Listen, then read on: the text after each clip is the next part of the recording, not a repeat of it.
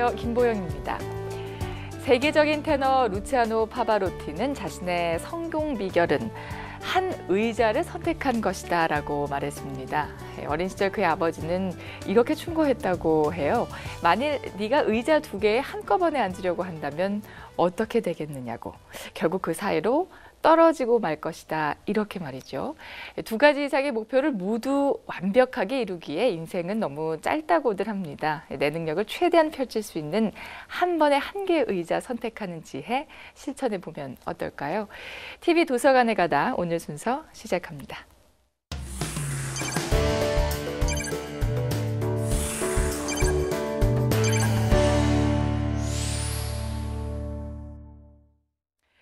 국회 도서관은 국민의 알 권리 충족에 나설 뿐 아니라 국회 입법 활동을 위한 최상의 법률 정보 서비스를 지원하고 있습니다. 그 중심에는 외국의 법률과 자료를 심도 있게 조사 분석하는 전문가들이 있는데요. 매주 국회 도서관은 전문가들과 함께 주목할 만한 해외 법률과 정책을 짚어보는 글로벌 입법 뉴스 시간입니다. 오늘도 2분의 전문가 자리해 주셨습니다. 김태중 해외자료조사관입니다. 안녕하세요. 네, 안녕하세요. 네, 조경희 법률자료조사관입니다. 반갑습니다. 네, 안녕하세요. 네. 자, 오늘 첫 소식은 청년 실업에 대한 얘기입니다. 다소 무거운 주제이긴 한데 청년 실업은 우리나라의 문제만이 아니라 전 세계적인 고민거리이기도 하죠. 스페인의 청년 실업에 대한 소식 준비하셨다고요? 네, 얼마 전 우리 모 신문의 헤드라인 기사가 이렇게 났습니다. 아버지 청년 늘어나지만 대졸 아들 딸 청년 백수 한숨 커진다. 한숨 커진다. 네. 네. 청년 실업. 심각한 사회 문제가 아닐 수 없습니다. 경제 한파가 몰아쳤던 유럽의 경우도 예외가 아니었고 특히 스페인의 경우가 굉장히 심각한데요. 그래서 스페인 정부는 그 청년 백수의 고통 분담과 불만을 잠재우기 위해서 새로운 실업 수당을 지급키로 하였습니다. 네, 스페인의 경우는 어느 정도로 이 청년 실업 문제가 심각한가요? 네, 한때 스페인의 실업률은 40%까지 치솟았는데요. 네. 지난해부터 경제 상황이 조금 호전되면서 그나마 23.9%로 떨어졌지만 여전히 높은 편입니다. 네. 특히 25세 미만 청년 실업의 경우는 53.3%로 2명당 1명꼴로 아주 심각한 상태입니다. 그렇네요. 상황이 이렇게 되자 스페인 정부는 올해 2015년 1월 15일부터 2016년 4월 15일까지 15개월 동안 한시적으로 월 426유로의 실업수당, 즉 하나로 한 60만 원 정도, 네. 그 정도 되는데요. 네. 6개월간 지급하기로 했습니다. 물론 이 수당은 다른 실업수당이 다 고갈된 후에 네. 적용되는 일종의 특별 실업수당이라고 볼 수 있습니다. 네.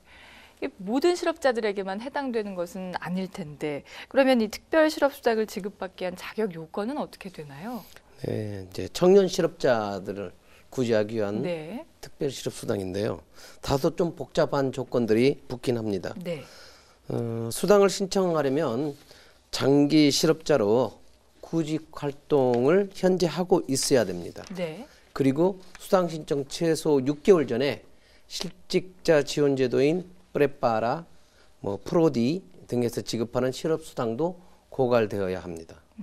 그리고 또한 가계 책임자이어야 하고 네. 2014년 1월부터 구직 희망자로 등록되어 있어야 합니다. 근데 이 실업수당을 지급받기 위해서는 취업을 위한 어떤 프로그램이 있다고 하던데요. 이걸 반드시 이수해야 한다고요? 네, 그렇습니다. 네. 특별 실업수당 수혜자들은 사회 재통합을 위한 스페인 고용청이 마련한 고용안정 프로그램 일정을 소화해야 합니다. 네. 또한 신청 당시 고용청이나 직업소개소의 취업 결정을 준수한다는 서약도 해야 합니다. 네.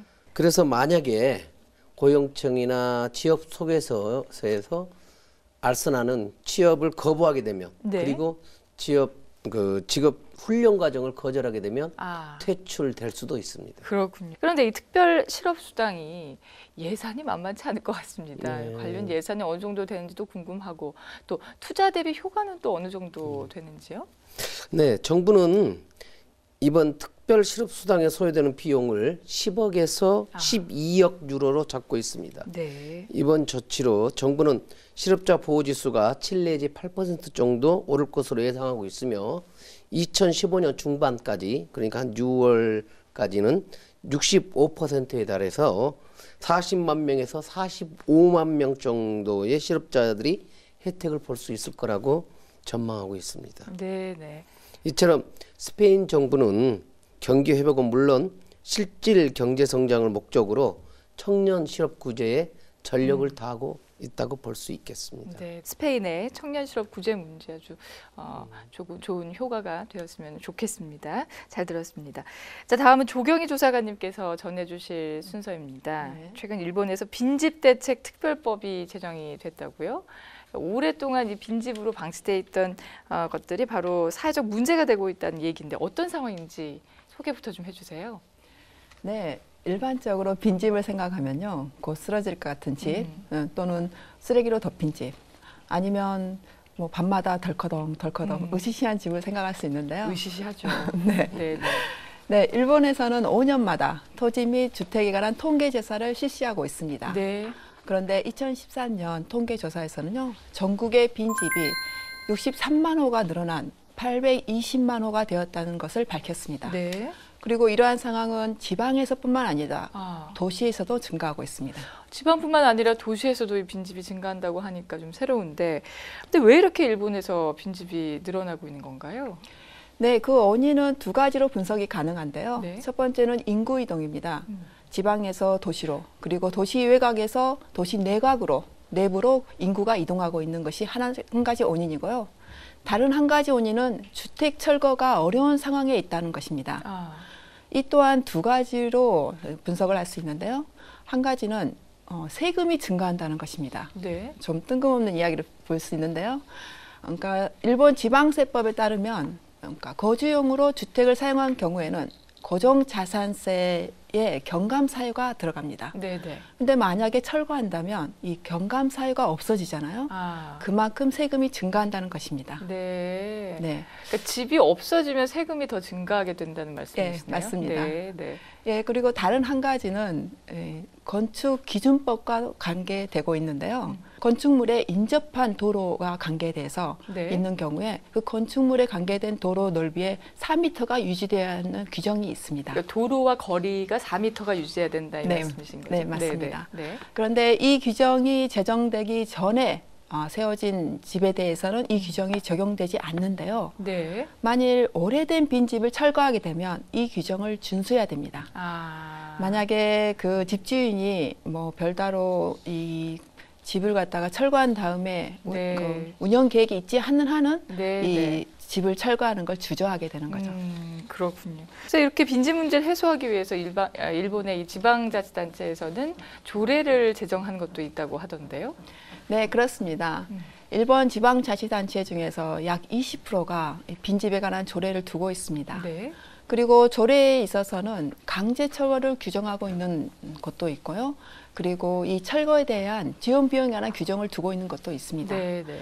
그렇지만 강제 철거는 집 주인에 대한 불이익 처분이잖아요. 그렇죠. 예, 그리고 주민세에 대해서도 그러니까 지방에 있는 주민들이 왜 집 철거하는데 우리의 세금을 갖다가 그쪽에 그렇죠. 넣어야 네, 하는가에 네. 대한 이 비판이 만만치 않습니다. 네, 네.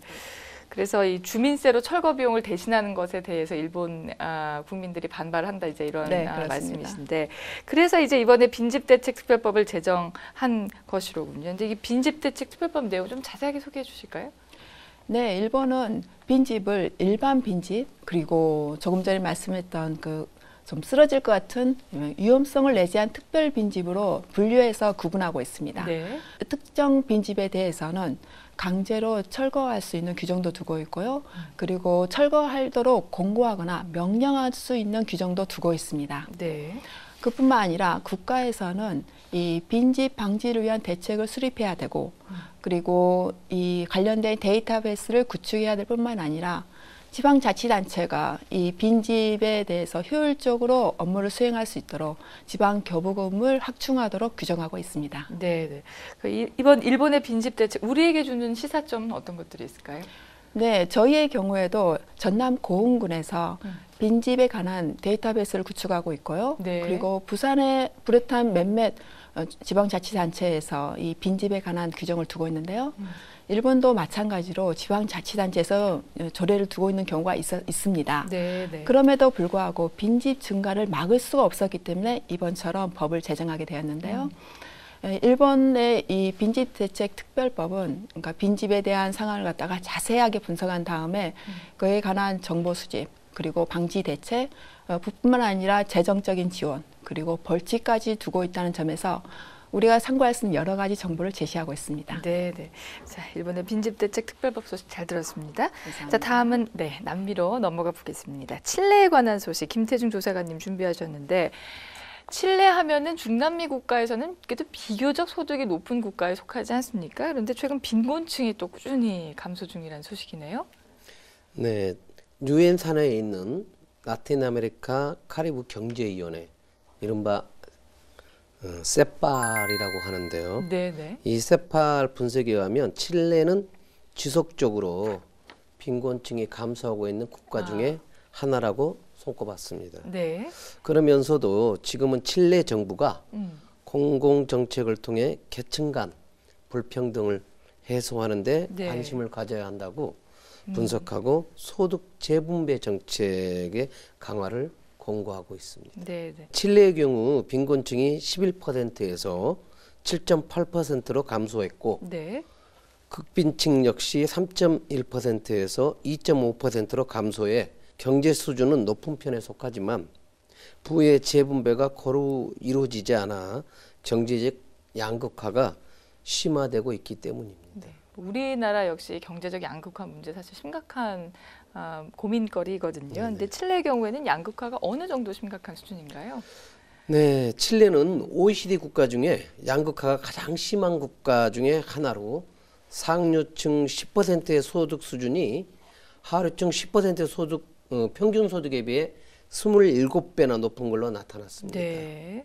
최근 20년 동안 특히 심해진 것으로 나타났는데 대기업과 광산기업의 성장에 반해 서민들은 높은 실업률과 교육 격차에 따른 임금 격차 등으로 인해 소득 증가가 제한적인 것으로 나타납니다. 네.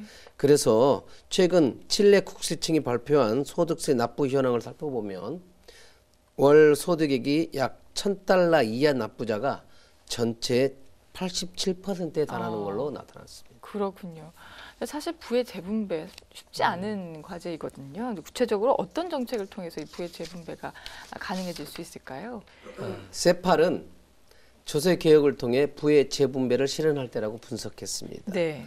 또한 부의 재분배에 있어 가장 중요한 또 하나의 요소는 교육으로 교육 격차를 줄이는데 최선을 다해야 할 것이라고 강조하고 있습니다. 네네. 몇 년 전만 해도 냉장고나 텔레비전, 수신기 같은 생활용품이 사회 소비 계층을 구분짓는 주요 잣대였지만 오늘날 기준은 직업과 교육 수준이 된 것이죠. 네네. 계층별 교육 수준을 보면 계층이 높을수록 교육 수준이 높은 것으로 나타나 상류층은 67% 이상이 학사 이상 학위를 가지고 있었고 네. 중상류층은 고졸 이상이 56.4%였습니다. 네.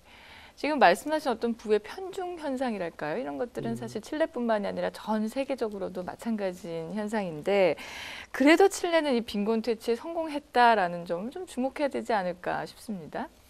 네, 세팔 유엔 산하 라틴 아메리카 카리브 경제위원회가 라틴 아메리카 국가 중에서 빈곤 퇴치에 성공한 국가 중에 하나인 칠레를 주목해서 네. 부의 재분배를 촉구했다는 점도 눈여겨볼 만한데요. 네네.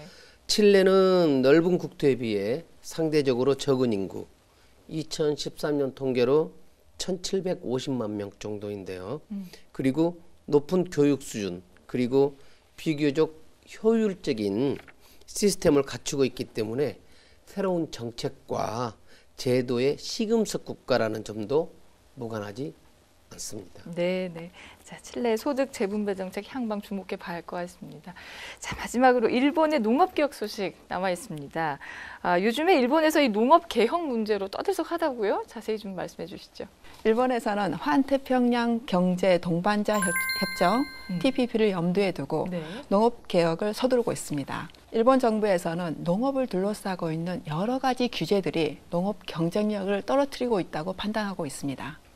이번 개혁에서는 농업협동조합에 대한 개혁, 그리고 농업위원회에 대한 개혁, 농업생산법인에 대한 개혁을 갖다가 내용을 하고 있는데요. 네. 오는 정기국회에서 이들 개혁 내용에 관해서 법안이 제출될 예정입니다. 네. 자, 농업 개혁 문제 세 가지로 나눈다 말씀해 주셨어요. 농업협동조합, 농업위원회, 농업생산법인.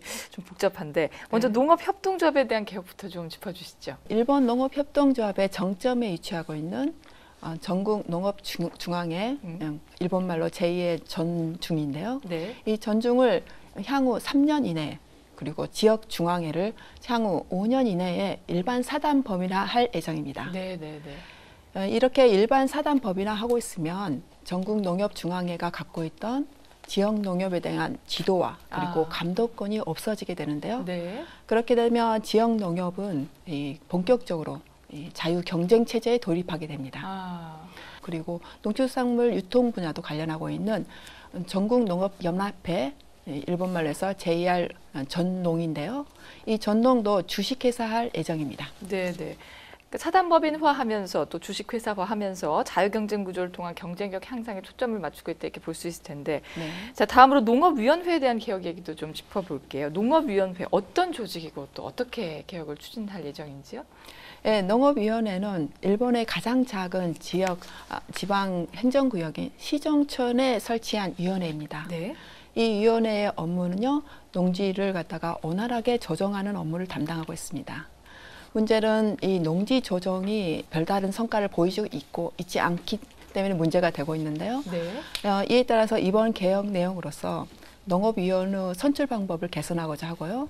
그리고 농지이용 최적화 추진위원회라는 새로운 조직을 만들어서 농지의 효율적인 이용을 갖다 촉진하고자 합니다. 네. 자, 마지막으로 농업생산법인에 대한 개혁입니다. 여기는 어떤 변화가 예상되나요? 농업생산법인이란 농업 경영을 위해서 기업이 농지를 소유할 수 있는 것입니다. 네. 그런데 지금 문제는 이 법인의 임원 요건과 그리고 구성원 요건이 상당히 엄격하게 규정되어 있습니다.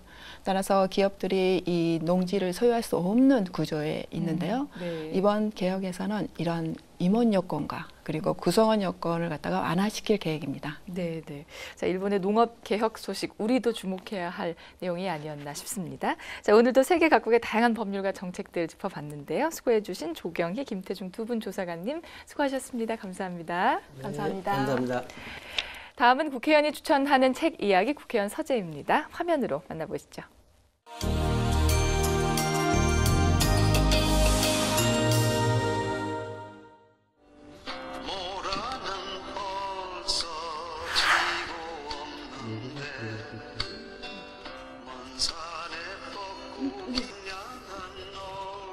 음악이 참 좋은데요?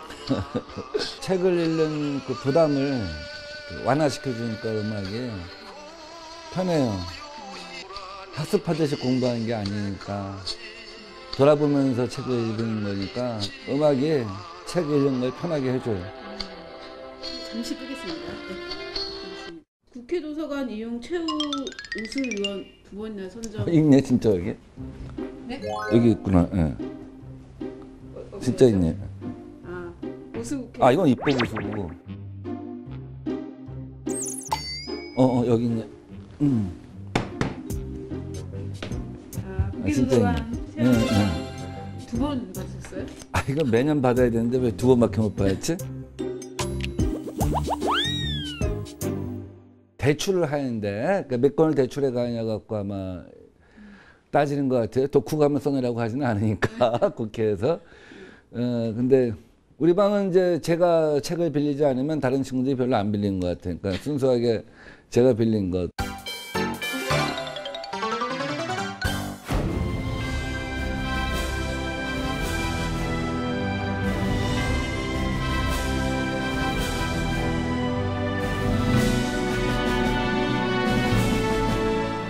오늘 이 한 권의 책은 절 따라오세요. 그래.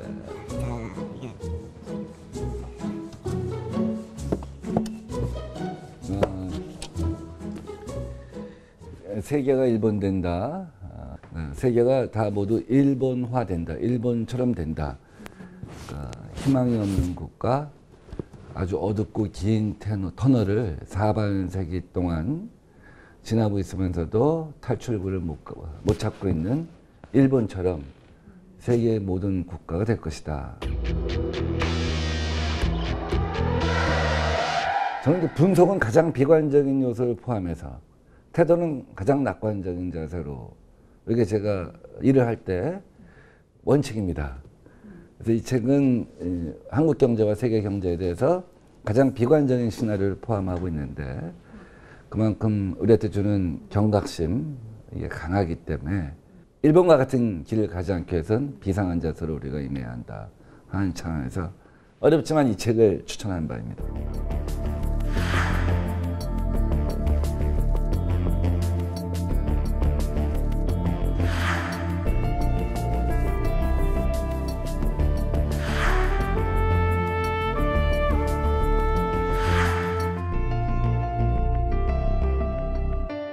이분은 현장에서 실물 경제를 늘 접해온 분입니다. 그러니까 증권사에서 한국 경제와 세계 경제가 돌아가는 걸 관찰해왔고, 이것은 그동안 이분이 지금까지 낸 경고서 중에 집대성이라고 할 수 있겠습니다.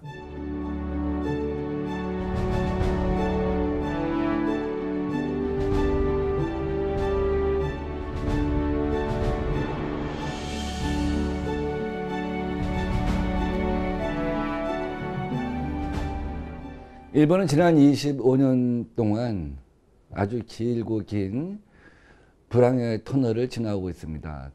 세계에서 가장 노령화된 인구 구조.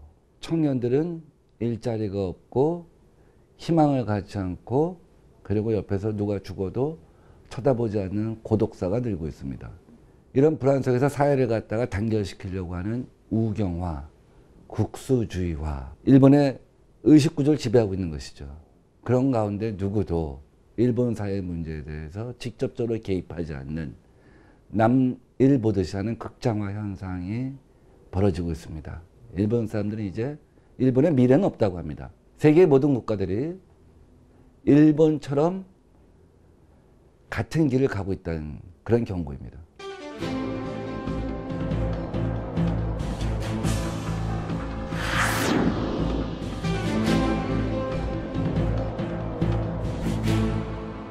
유럽의 노르웨이, 스웨덴, 덴마크, 독일이랄지 이렇게 몇몇 건강한 국가를 제외하고는 다 일본처럼 비슷한 경로를 밟아가고 있다는 것이죠. 우선 지중해 연안 남유럽의 국가들이 그렇고 영국 같은 나라들도 같은 위험을 걷고 있다는 것입니다. 우선 첫째 위험이라고 한다면 초고령화이죠. 그래서 영국은 지금 태어난 아이들은 75세부터 국민연금을 수령하자 하는 논의가 있습니다. 말하자면 75세까지는 일을 해야 한다는 것이죠. 근데 갈수록 자동화가 되면서 고령인구가 일할 수 있는 구조가 아닙니다. 그럼 고령화의 늪에서부터 시작해서 또 거기서 이어지는 양극화의 문제, 그 다음에 과잉 투자의 문제 등등 7, 8가지 문제가 되게 비슷하게 중첩되어 있어서 늙어가는 대륙 유럽에는 더 이상 활력이 없다 하는 경고입니다.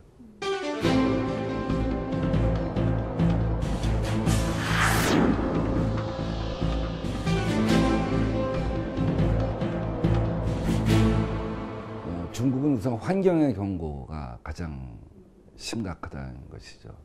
지금 환경으로 인한 재해에서 가장 벗어나기 힘든 국가, 가장 직접적인 위험에 부딪힌 국가가 중국이고요.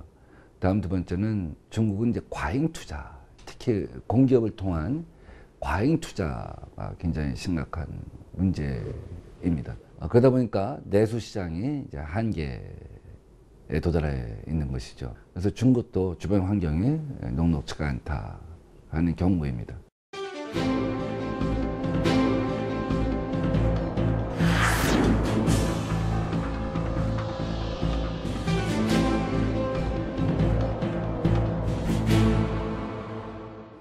미국은 기축통화를 갖다가 발행하기 때문에 이렇게 저렇게 그 위험을 갖다 지연시킬 수는 있지만 일반적인 모든 문제들, 가령 초고령화의 문제, 양극화의 문제 등등에서 결코 자유롭지가 않다는 점에서 미국도 예외일 수가 없다는 것이죠.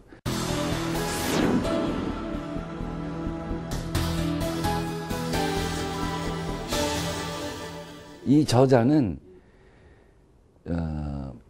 일본화되어 가고 있는 8가지 징표, 그 최악의 징표가 가장 빠른 속도로 우리한테 다가오고 있는 국가를 한국으로 지적을 하고 있습니다. 더더욱 심각한 문제를 가계부채의 폭발로 보고 있는 것이죠.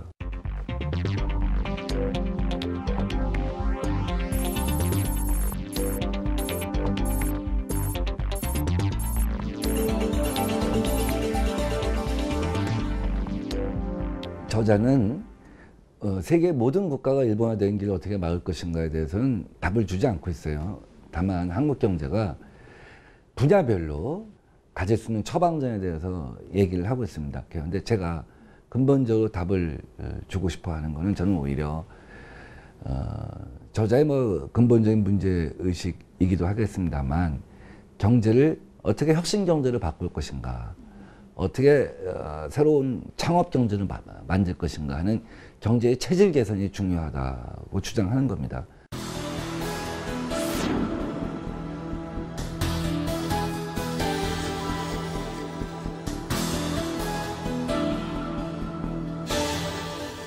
우리나라가 철강, 금속, 조선 등등 그 세계 1위를 달리던 분야가 있습니다. 반도체 등. 근데 점차 중국한테 밀리고 2위가 되고 있죠. 아마 일본이 20년 전에 경험했던 것을 우리가 지금 경험하는 것이죠.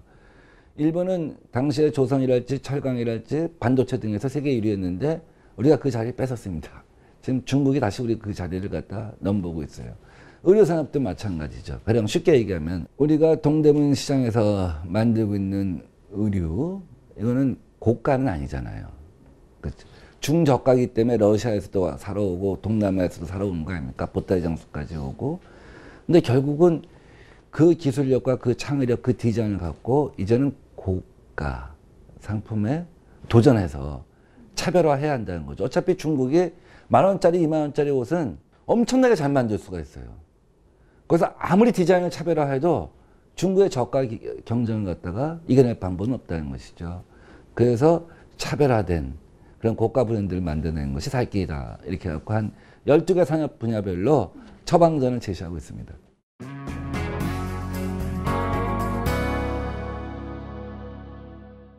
과연 우리 인류에게 어떤 해답이 있는가에 대해서 일본이 길을 못 찾았듯이 세계가 아직은 길을 못 찾고 있는 것이 아닌가 하는 지적이긴 합니다만 저는 거꾸로 인류가 지난 300년 동안 새로운 도전을 항상 극복했듯이 앞으로도 극복할 수 있다고 믿습니다.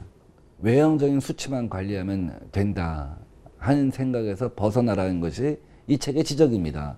10년 후, 20년 후 다음 세대가 잘 살 수 있는 국가를 만들어줘야겠죠.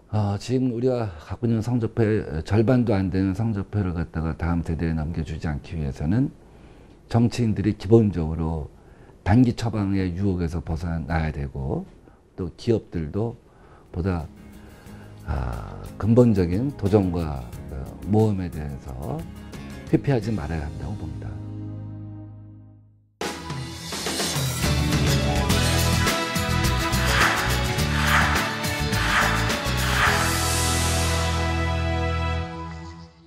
국회도서관 서평위원회가 선정한 책을 전문가의 해설로 만나보는 시간이죠. 도관전평입니다. 오늘은 어떤 책이 기다리고 있을지 궁금한데요. 준비한 화면 함께 보시죠. 사생아로 태어나 실업학교도 졸업하지 못하고 직업도 없이 연금 생활자로서 보헤미안의 삶을 살았던 한 남자. 그는 바로 아돌프 히틀러였다. 그의 56년 생애를 다양한 각도에서 분석한 책 히틀러에 붙이는 주석을 만나본다. 나치 시대를 경험한 저자 제바스티안 하프너.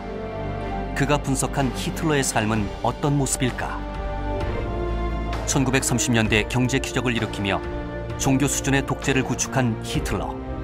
하지만 결국 그는 유대인을 넘어 독일 민족의 죽음을 기도하게 된다. 히틀러 개인적인 삶에서부터 시작해 당시 시대적 정세에 이르기까지 조금은 독창적이다 싶은 시선을 통해 히틀러를 접할 수 있다. 화면으로 보셨듯이 오늘 도관전평이 선정한 책은 히틀러에 붙이는 주석입니다. 책 이야기 함께 나눌 전문가로 이현우 서평가 모셨습니다. 안녕하세요. 네, 안녕하세요. 네, 현재 대학에서 강의하고 계시고 또 작가이시기도 하고 또 서평가로 활동 중이신데 어떻게 불러드리는 게 가장 좋으세요? 직함이 많으셔서. 책 관련으로 나왔으니까 그냥 네. 서평가 정도로 서평가님. 해주시면 알겠습니다. 되겠습니다. 현재 그 누적 방문객이 380만에 보유하고 있는 파워 블로거이신데요. 필명이 로자. 네, 시라고요? 그런 필명으로 활동을 한 지 네. 한 10여 년 정도 된 것 같고요. 네. 그간에 이제 누적이 한 380만 네. 명 정도 되는데 네. 책 동네에서는 조금 알려진 정도입니다. 팬이 많으시던데요. 네, 가끔 보고요. 네, 네. 네, 그 사인 받으러 오시는 분들도 가끔 있습니다. 아, 그럼 저도 그럼 녹화 끝나고 사인 꼭 받아야 되겠습니다. 로자는 무슨 뜻이세요, 근데? 그러니까 제가 러시아 문학 전공인데 네. 그 죄와벌이란 소설 있죠. 그 주인공 이름이 로전 라스콜니코프인데 네, 네. 애칭이 로자입니다. 네. 예. 친구나 가족들이 이제 로자라고 부릅니다. 그렇군요. 알겠습니다. 자, 인터뷰에 보니까요. 좋은 서평은 독서력에서 나온다 이런 말씀하셨어요. 그래서 평소 다독가로 알려주셨는데 다독의 비법일까? 독서의 비법 좀 전수 하나 해주시죠. 비법이랄 건 뭐 딱히 없는데 그 책을 손에서 놓지 않는 게 일단은 필요하고요. 네. 읽지 않아도 계속 들고 다니는 게 이렇게 연애하는 기분 비슷하게 네네. 그 들고 다니다 보면은 네네. 조금 가까워지는 것 같고 그 다음에 다독은 어떤 관심 있는 책이 있으면은 그와 관계되는 책, 그러니까 이 꼬리에 꼬리를 무는 책인데 연관되는 책을 한두 권씩 좀 더 읽어주는 거 네네. 그런 게 이제 독서력을 길러준다고 생각이 듭니다. 네. 자, 오늘 함께 이야기 나눠볼 책은 히틀러에 붙이는 주석입니다. 기대가 네. 많이 되는데요. 히틀러 관련 책이 사실 굉장히 많아요. 그런데 이 책이 독일에서 가장 많이 팔린 히틀러에 대한 책이라고요? 네, 그렇게 네. 소개가 돼 있습니다. 네. 그 국내에도 번역되는 책인데 요아임 페스트라는 이제 독일 저자의 그 히틀러 평전이 가장 독일에서 나온 권위 있는 책으로 읽게 돼 있습니다. 네. 근데 분량 압박이 상당하고요. 너무 두껍더라고요. 저도 네. 소장하고 있지만 다 읽지 못했고요. 네네. 독일 사람들도 비슷한 것 같아요. 근데 그 책이 중요하긴 하지만 다 읽을 수가 없는데 이 책은 가장 비교적 얇은 분량의 책인데 내용은 상당히 그 묵직하고 좀 깊이가 있습니다. 그러니까 분량 대비 최대 효과를 조금 보게 해주는 이제 그런 네. 책이라고 생각이 됩니다. 네네. 이 책의 저자에도 관심이 갑니다. 제바스티안 하프너. 이 실제로 나치 시대를 살았던 인물이라고요? 뭐 한두 사람이 그 시대를 살았던 건 아닌데 네, 이제 네. 어린 시절을 보냈고 그다음에 나치 폭정을 피해서 영국으로 이민 갔다가 나중에 이제 네. 독일로 다시 돌아온 그런 인물인데 네, 네. 저널리스트이고요. 근데 사실은 국내에 이제 이 책이 제일 처음 소개가 됐는데 저도 그냥 그 분량 때문에 큰 기대를 하지 않고 이제 읽기 시작했는데 웬만한 책 한 10권 분량의 네. 어떤 내용, 스킬 이런 거를 이렇게 갖고 있어가지고 네. 상당히 인상 깊게 읽었습니다. 아, 그렇군요. 저자가 히틀러의 삶을 결핍이라는 단어로 압축을 했습니다. 사실 히틀러 하면은 자기가 굉장히 강하고 뭔가 결핍이라기보다는 과잉이라는 단어가 저는 좀 떠오르기도 하거든요. 그런 과잉의 이면이 결핍일 텐데 네. 간단하게 말씀드리면 히틀러는 보통 사람들이 흔히 갖고 있는 어떤 사생활적인 면이 전혀 없는 친구도 없고 애인도 없고 네. 물론 이제 애인 비슷한 그런 이제 여성이 있긴 했지만 나중에는 다 배신하게 되거든요. 그러니까 오로지 이제 그 정치에만.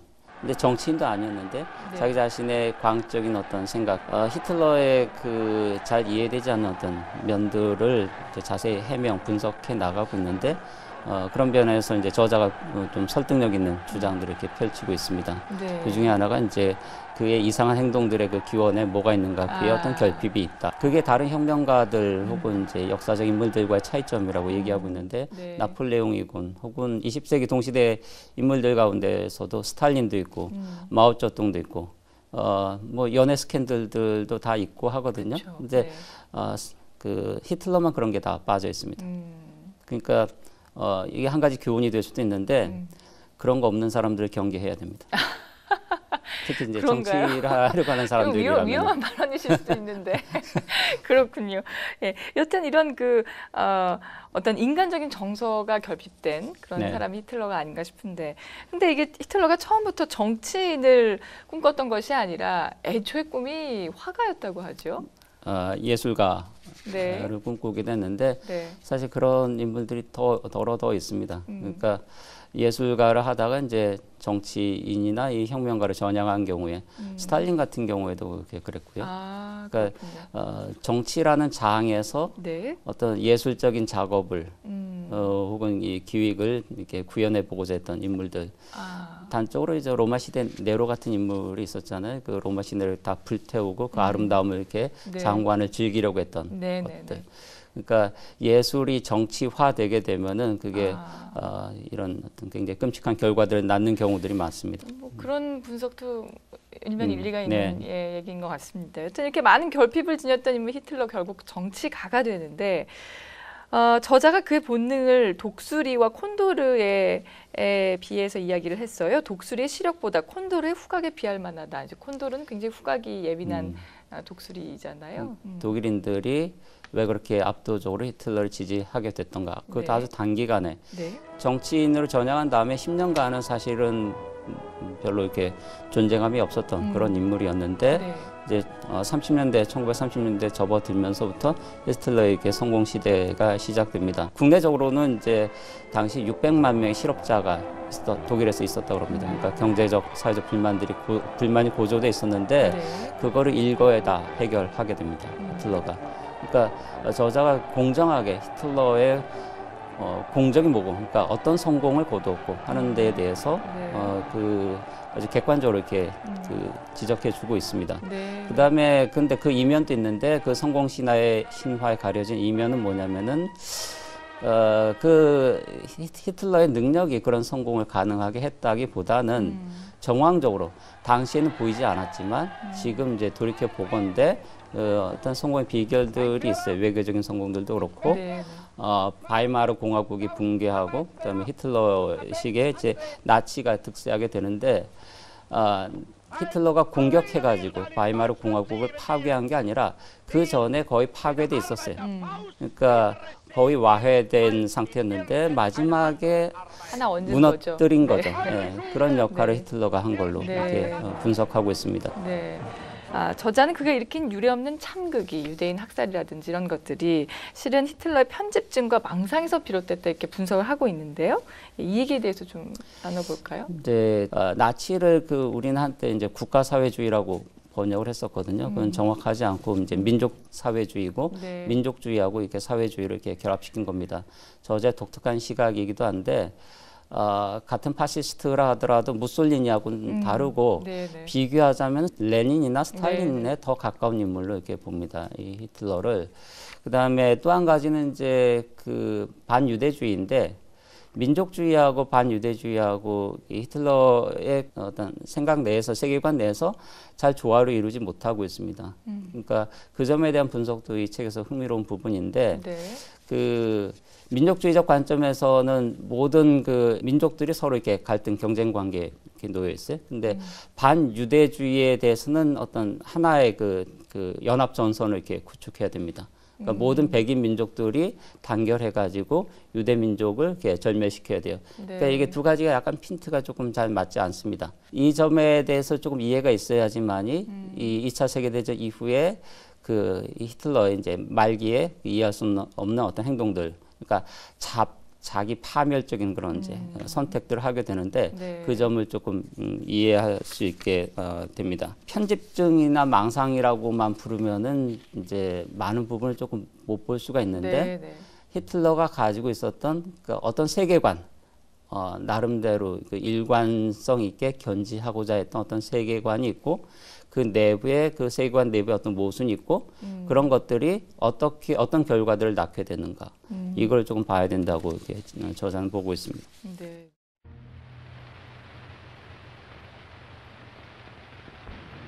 Es spricht der Führer.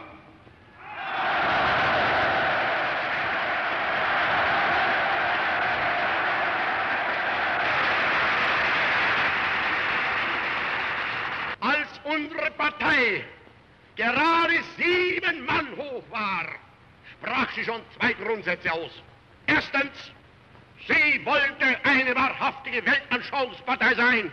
Und zweitens, sie wollte daher kompromisslos die einzige Macht und alleinige Macht in Deutschland.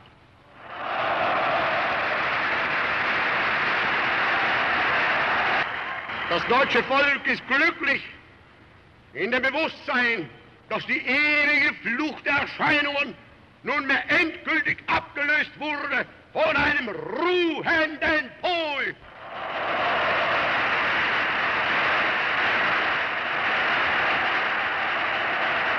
Ziel aber muss sein, alle anständigen Deutschen werden Nationalsozialisten. Nur die besten Nationalsozialisten sind Parteigenossen.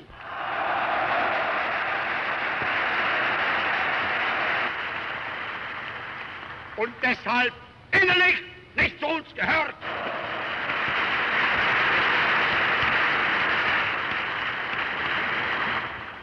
Es ist unser Wunsch und Wille, dass dieser Staat und dieses Reich bestehen sollen in den kommenden Jahrtausenden. Wir können glücklich sein zu wissen, dass diese Zukunft restlos uns gehört. Es lebe die nationalsozialistische Bewegung! Es lebe Deutschland!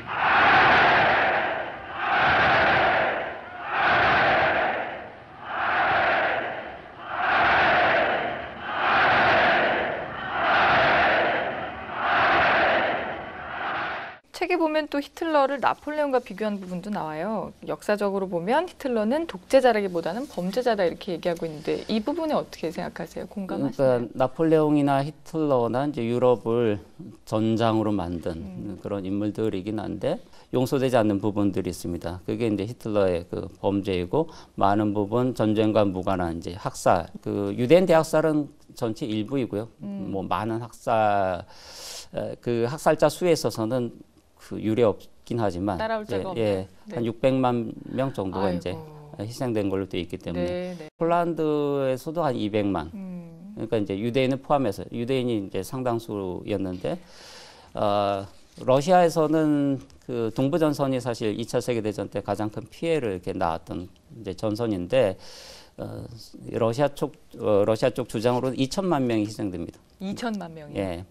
적게 잡으면 1,200만 명이 희생됩니다. 네, 그러니까 2차 세계 대전의 이제 최대 피해국이 사실은 러시아이고요. 인구가 좀 많기도 하지만 이 독일인들도 이제 피해를 받는데 그 희생자가 700만 명 정도라고 이렇게 추산이 됩니다. 네.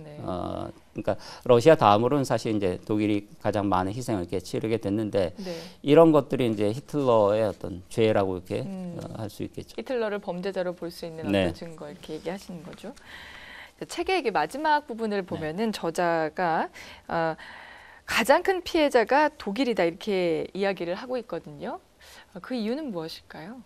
저자도 좀 냉철하게 분석하고 있는데 1940년에 이제 프랑스를 예상외로 손쉽게 점령하게 됩니다. 그러니까 누구도 당시에는 그 히틀러만 빼고는 그렇게 손쉽게 프랑스를 격파할 거라고 예상하지 못했는데 네. 손쉽게 손을 넣게 됩니다. 그 시점에서 그 프랑스와 평화협정을 체결했다고 하면은 전후 세계 질서가 달라졌을 거고 히틀러에 대한 평가도 조금 달라졌을 겁니다. 어쩌면 이제 독일 역사에서 가장 위대한 영웅이었을 수도 있어요. 그다음에 히틀러 2차 세계대전에서 히틀러가 내린 결정 가운데 가장 이해하기 어려운 게 이제 미국에 대한 선전포고였습니다. 네. 그러니까 독일 인구가 한정됐는데 네. 그 여러 지역에서 그렇게 막대한 어떤 비용과 인력을 투입해가지고 전쟁 치르기가 어려운데 그 와중에 이제 미국에까지 선전포고를 했고 왜 이런 얼토당토하는 결정을 내렸는가에 대한 이제 그 저자 분석이 흥미롭고 이 책에서 가장 인상적인 대목이기도 합니다. 네. 저자의 생각은 뭐냐면은 러시아 전선에서 이제 패배하기 시작하면서 이 패배가 돌이킬 수 없는 거라고 히틀러가 생각하게 됩니다. 네. 그 다음에 결정해야 되는데 어차피 이 전쟁은 말하면 세계 전쟁인데 세계 정복을 성취할 수 없다고 한다면은 독일이란 나라는 그런 실패에 대해서 대가를 좀 지불해야 된다. 그러니까 이거는 굉장히 자멸적인 겁니다. 네. 그러니까 가령 여기 책에서도 비유하고 있는데 아주 뛰어난 경주마인데 그 경주에서 실패했어요. 그거를 이제 안락사시키는 이제 이 기술랑 비슷합니다. 너는 훌륭한 말인데 그리고 반드시 1등을 했어야 됐는데 실패했어요. 거기에 대해서 이렇게 책임을 져야 됩니다. 그러니까 말하자면 자폭하는 겁니다. 그게 이제 미국에 대한 선전포고였다라는 건데 미국에 대해서 승리하기 위해서 이제 선전포고했던 게 아니고 제거해달라는 겁니다. 그러니까 그래서 독일인들 피해자이기도 한 겁니다. 네. 그 히틀러는 이 저자의 아주 그 예리한 분석이기도 한데 모든 것을 자기 생애 주기에 맞췄어요. 그러니까 이 인물은 정치가도 아닙니다. 장기적인 비전은 전혀 갖고 있지 않았었고 모든 것을 자기 생애 안에서 이뤄내고자 했습니다. 자기 수명 안에서, 자연적 수명 안에서. 그래서 그 전쟁도 1년 먼저 시작하려고 했어요. 38년에. 네. 나이에 맞춰가지고. 그래야지 자기가 죽기 전에 세계 정복을, 그러니까 네. 세계 전쟁을 다 이렇게 끝낼 수 있을 거라고 생각을 했습니다. 그런데 그런 계획이 이렇게 틀어지게 되니까 마지막 남은 거는 이제 유대인을 이제 절멸시키는 거였어요. 그러니까 41년 이후에 모든 과정은 이제 유대인 전멸에 이렇게 맞춰지게 됩니다. 그러니까 이 전쟁 두 가지 목적 가운데 세계 정복은 실패하는 것 같았어요. 네. 근데 이제 두 마리 토끼를 쫓았던 건데 남은 한 마리가 이제 유대인을 절멸시키는 거였고 거기에만 집중하게 되고 네. 그다음에 전투라는 거는 그 시간벌이용이었어요. 그러니까 유대인을 이제 가스실에서 뭐 잘 알려진 대로 이제 아우슈비츠 같은 수용소에서 이렇게 다 학살하는데 그 600만 명을 학살하는데 시간이 조금 걸립니다. 그래서 전쟁을 이렇게 네. 끌고 나가는 것이 그렇게 이기기 위한 전쟁이 아니었어요. 그렇게 저자는 분석하고 있다는 말씀이시죠. 그 다음에 이제 끝에 가서 히틀러가 이렇게 자살하는 걸로 이렇게 마무리가 되는데 네. 히틀러는 자살은 언제든지 그 젊은 시절부터 이제 막 장담하고 그랬어요. 이게 안 되면 난 자살하겠다 이런 식으로. 그러니까 자살이라는 거는 뭐 전혀 예기치 못한 사건은 전혀 아니었고 네. 다만 그 과정에서 너무 많은 이제 희생과 피해를 치르게 됩니다. 네. 역설적인 거는 그런데 그런 히틀러라는 인물이 있었기 때문에 오늘날의 그 현재 어떤 세계적 질서가 만들어졌다라는 거고요. 그 점도 좀 아이러니컬합니다. 네, 네. 자, 이현우 소평가님과 함께 히틀러에 붙이는 주석에 대해서 이야기를 나누고 있습니다. 책 우리 사회에 주는 메시지 뭐라고 생각하시나요? 이제 히틀러와 같은 인물이 두 번 다시 탄생하면 안 되겠죠. 그러기 위해서는 그의 그의 실패가 못지않게 그의 성공담도 좀 잘 눈여겨봐야 된다고 생각이 됩니다. 네, 네. 그건 이제 30년대 초반에 독일 국민들의 지지를 얻어가는 과정이었는데 군사적으로, 이 경제적으로 히틀러가 강한 독일을 만들었고 그게 이제 독일 국민들을 이렇게 열광시키게 됩니다. 네, 네. 근데 그 과정에서 독일의 어떤 재앙이 이미 이제 그 배태되고 있었다라는 게 네. 이제 중요한 점인데 성공 속에 있는. 파국이 이미 내재돼 있었다는 거고 네, 네. 차근차근 이렇게 진행되고 있었다라는 네, 거. 네, 근데 네. 성공에 도취돼서 독일 국민들이 미처 그것을 이렇게 보지 못했던 거고요. 네, 네. 혹독한 대가를 치르게 됩니다. 네. 히틀러에 대한 이해뿐만이 아니라 당시 이제 그 20세기 중반의 세계사에 대한 이해, 그다음에 정치에 대한 이해, 네. 다방면을 이제 유익한 아주 통찰을 이렇게 제공해주는 책이기 때문에 더 많은 분들에게 이렇게 권하고 싶습니다. 네. 자, 오늘 도관전평에서 함께한 히틀러에 붙이는 주석을 통해서 히틀러의 생에 좀 더 다가갈 수 있었던 시간이 아니었나 싶습니다. 귀한 시간 내주신 이현우 서평가님 오늘 고맙습니다. 네, 감사합니다.